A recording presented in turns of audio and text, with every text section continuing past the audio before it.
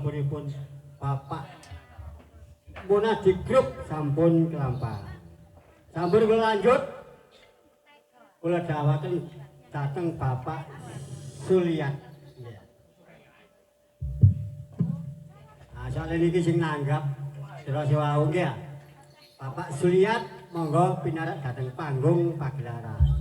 Kok menawi mboten siap, mungkin kula dawaken teng Mama Tuna.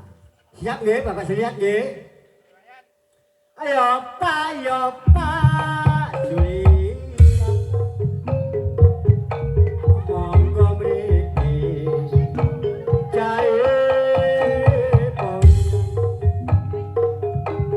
Ripe gedang Pak bodho telo. Siti edan ayo dibagi sing rata. Sepundi? Wonten tamu mboten siap nggih? Oh, langsung kula dawaken teng Mama Tuna saking Wonayu. Mama Tuna. Monggo mriki. Jae pon.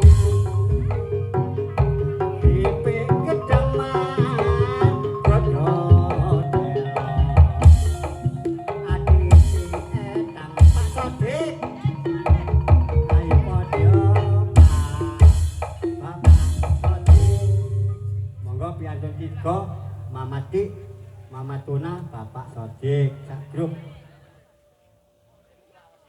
Nah, mantun iki kadawan campur grup Bapak Dukiman. Hilir gumanti.